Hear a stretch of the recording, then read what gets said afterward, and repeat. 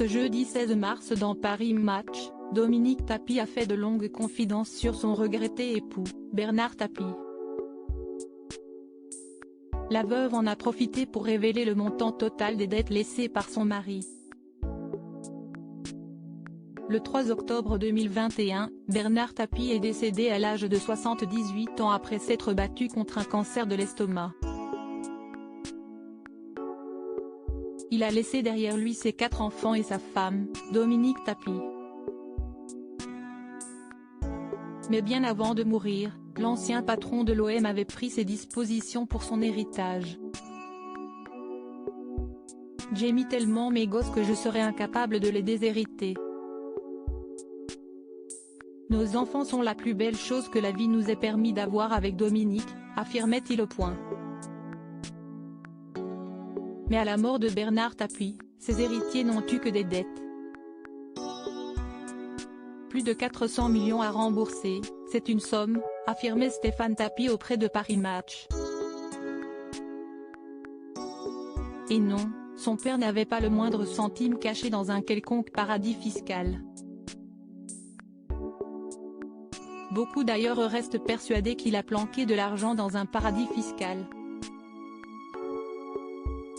Je vais les décevoir, il n'a rien planqué du tout. Pour la simple et bonne raison, Tapie était convaincu qu'il allait guérir.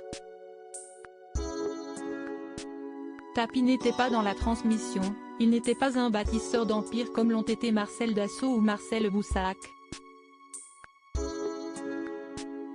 C'est paradoxal d'être héritier et de n'hériter de rien. Point. Je n'ai jamais été attaché aux biens matériels, je ne suis pas intéressé et ça vaut mieux, tranchait le frère de Sophie Tapie. Pas de contrat de mariage, un sentiment que partage également Dominique Tapie, la veuve de l'ancien homme politique. Dans les colonnes de Paris Match ce jeudi 16 mars, l'épouse du boss a expliqué qu'il avait remboursé les 304 millions d'euros alloués lors de l'arbitrage. Mais elle a hérité d'une dette colossale, le montant des intérêts à rembourser. À ce jour, 642 172 109 €. Comment pouvons-nous imaginer une chose pareille? S'est exclamé Dominique Tapie.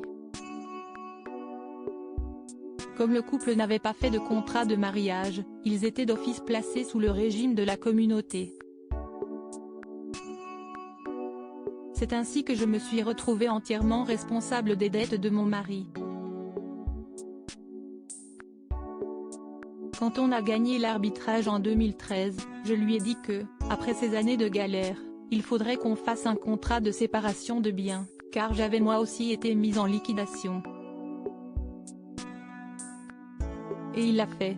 J'ai même été obligée de vendre un appartement que j'avais reçu en héritage de ma grand-mère, a souligné la veuve.